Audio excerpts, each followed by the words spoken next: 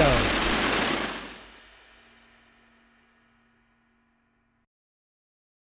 What's up, everybody? Welcome to the Masters Fantasy Show, brought to you by MastersFantasyFootballLeagues.com. I'm Jonathan, the Commish here, joined by Dynasty Owl, the Doc. We're the Masters crew. What's up, guys? How you doing today? Fantastic. Yeah, doing pretty good. Talking football, so I can't be too bad, right? Yes, sir. Good to hear. Week 10, man, is upon us. Just a little bit of news wanted to pass over. MastersFantasyFootballLeagues.com currently posting our playoff leagues. Come check those out. I'm going to kick this show over to you. What's up, Doc? All right. So today I'm going to talk about a running back because I think we've got ourselves a little bit of a changing of the guard at the position. We've talked a lot about this might be stealing Alex Thunder, which this would be crazy. I'd love it so much. I hope to God it is. We've I talked hope it about is too. Christian McCaffrey. We've talked about Dalvin Cook. We've talked about Mixon. All those guys got paid. Zeke, all these dudes paid.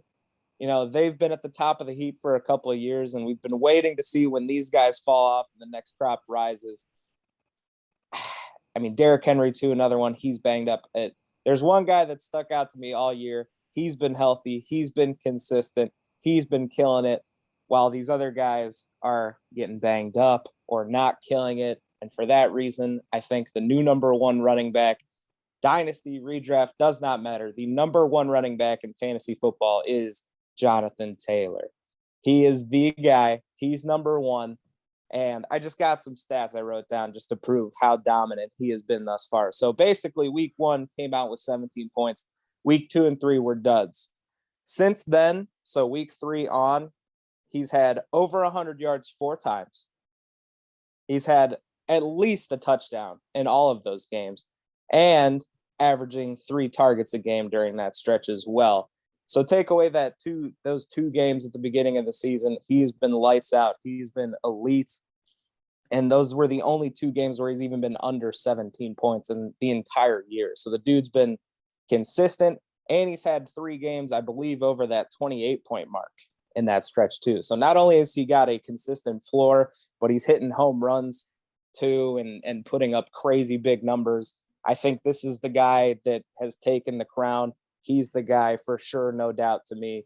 And Carson Wentz keeps getting better and better, like we've talked about, to go with an already good defense and an already good offensive line.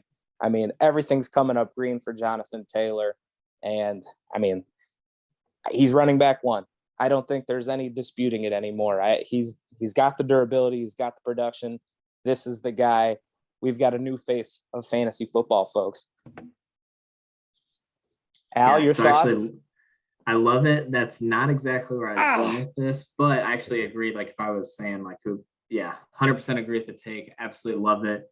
Wasn't where I thought you were going, but similar. But love it. I think I know where you thought I was going with it. Okay, we'll see. But yeah, I love the take in lockstep with you here. He's my number 1 running back. Yeah, I'm with you. Yeah. I just want to toss out a couple stats too on Jonathan Taylor. And you guys know I was pretty tough on him last year. A lot of that was just messing with you guys, having some fun. But, I pulled him up when you were talking about him. Jonathan Taylor has yet number 2 overall at running back, averaging just like 4 points underneath Derrick Henry, has not received 20 attempts in a game yet. Fresh legs. Right. Yeah. I mean, that's just kind of, the production on the limited carries is insane.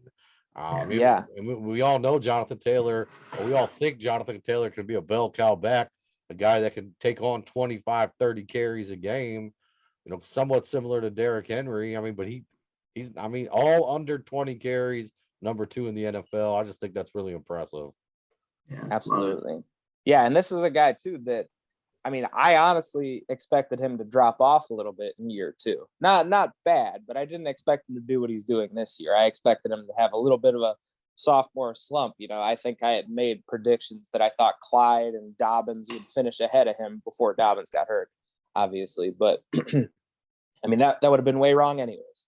Right. Before either of those guys got hurt. He's just been elite from start to finish. And again, 2 dud games at the beginning of the year with a new quarterback are the only thing separating him from like a historic season right now. So yeah, I got nothing else to say. I mean, the dude is as legit as they come, and he's the number one running back to me, and it's not even close at this point. Yeah, I'm with you. He's my new one too. So good stuff, Doc, as always. That's gonna do it for Thank this you. show. As always, if you guys could hit the like and subscribe button, love for you to come be a part of the Masters family.